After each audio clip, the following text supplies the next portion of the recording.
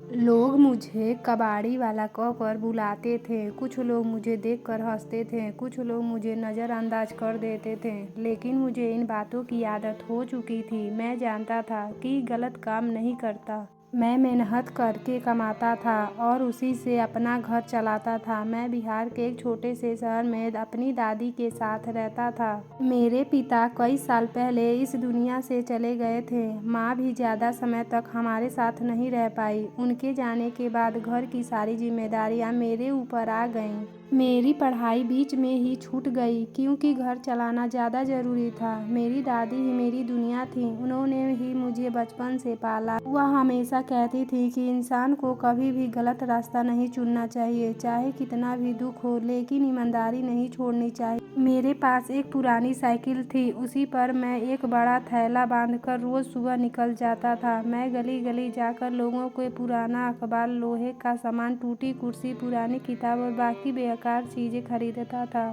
शाम को मैं वह सामान बाजार में बेच देता था। उससे जो पैसा मिलता था उसी से घर चलता था। कमाई ज़्यादा नहीं होती थी, लेकिन मैं खुश था कि मैं मेहनत कर रहा हूँ।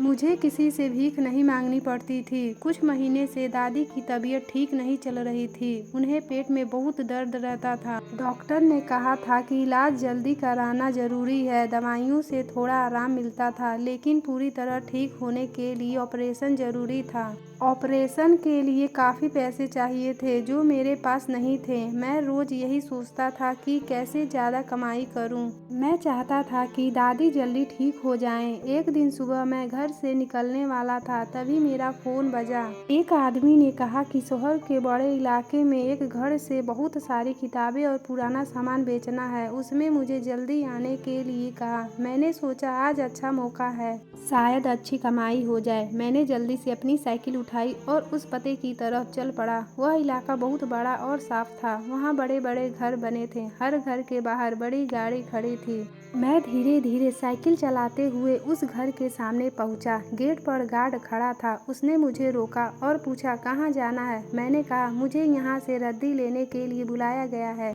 उसने मुझे कुछ देर तक देखा, फिर अंदर फ़ोन किया। थोड़ी देर बाद उसने गेट खोल दिया। मैं साइकिल अंदर लेकर गया। घर बहुत सुंदर था, बगीचे, फूल लगे थे, सब कुछ बहुत साफ था। दरवाजे पर एक लड़की खड़ी थी। उसने मुझे अंदर बुलाया। वह बहुत विनम्रता थी। उसने कहा कि घर की लाइब्रेरी खाली करनी है क्योंकि अब कोई उन किताबों को पढ़ना नहीं चाहता। मैं उसके साथ कमरे में गया। कमरे में बहुत सारी किताबें रखी थीं। कुछ किताबें बहुत मोटी थीं, कुछ नई जैसी लग रही थीं। मैंने धीरे धीरे किताबें अपनी थैली में भरनी शुरू कर दी। किताबें काफ़ी भारी थीं। मुझे लगा आज अच्छा पैसा मिल सकता है। मैंने पैसे देने की बात की, लेकिन लड़की ने कहा कि पैसे की ज़रूरत नहीं है, ये किताबें अब उनके काम की नहीं। मुझे थोड़ा अजीब लगा, लेकिन मैंने ज़्यादा कुछ नहीं कहा। मैंने सारी किताबें थैले में रख ली और घर वापस आ गया। घर आकर मैंने थैला खोला और किताबें अलग करने लगा। तभी एक मोटी किताब के अंदर एक पुराना लिफाफा गिरा। मैंने लिफाफा उठाया और खोला। अंदर कुछ पुराने कागज़ थे। मैं ज़्यादा पढ़ा लिखा नहीं था, लेकिन इतना समझ गया कि ये कोई ज़रूरत कागज़ है। मैंने ध्यान से देखा तो पता चला कि ये पुराने सरकारी बॉन्ड थे। मैंने पहले भी सुना था कि ऐसे बॉन्ड की कीमत बहुत ज़्यादा होती है। मेरा दिल तेज़ी से धड़कने लगा। मैंने सोचा अगर ये मेरे पास रह जाए तो मेरी ज़िंदगी बदल सकती है। मैं दादी का इलाज करवा सकता था, एक छोटी दुकान खोल सकता था, साइकिल की जगह गाड़ी खरीद सकता था। मुझे लोगों के सामने झुकना नहीं पड़ेगा। लेकिन तभी मुझे दादी की बातें याद आईं। वह हमेशा कहती थीं, बेटा, किसी के चीज़ अपने पास रखना चोरी के बराबर होता है।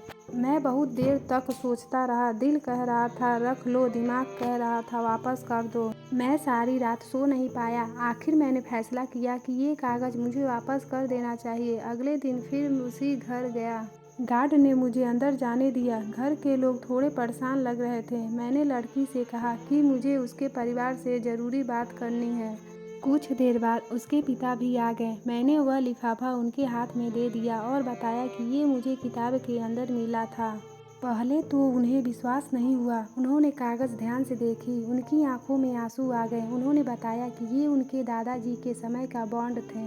उन्हें लगा था कि ये हमेशा के लिए खो गए हैं। इन बॉन्ड को कीमत बहुत ज़्यादा थी, इससे उनका कर्ज उतर सकता था। उन्होंने मुझे धन्यवाद दिया। उन्होंने कहा कि आज के समय में इतना ईमानदारी बहुत कम देखने को मिलता है। उन्होंने मुझे इनाम देना चाहा, लेकिन मैंने मना कर दिया। मैंने कहा कि मैंने सिर्फ सही काम किया है, लेकिन उन्होंने दादी के इलाज की जिम्मेदारी ले ली। उन्होंने कहा मेहनत करने वाले इंसान की मदद करना उनका फर्ज है। उन्होंने मेरे काम के लिए एक छोटा सा गाड़ी भी दिलवा दिया। आज दादी ठीक है, मैं पहले से ज़्यादा मेहनत करता हूँ। अब लोग मुझे सम्मान से देखते हैं। मैंने सीखा कि ईमानदारी कभी बेकार नहीं जाती।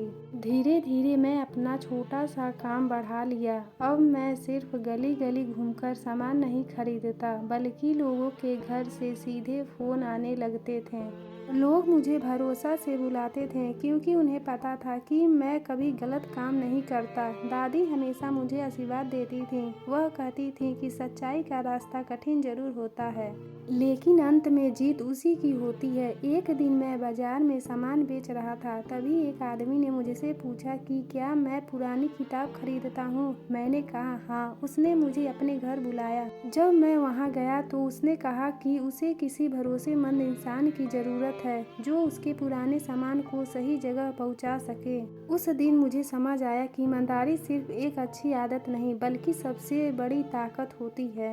अगर मैं उस दिन लालच में आकर बॉन्ड अपने पास रख लेता तो शायद मुझे वो कुछ समय के लिए पैसा मिल जाता, लेकिन लोगों का भरोसा कभी नहीं मिलता। आज मेरे पास ज़्यादा पैसा नहीं है, लेकिन लोगों का भरोसा है, और भरोसे से बड़ी कोई दौलत नहीं होती।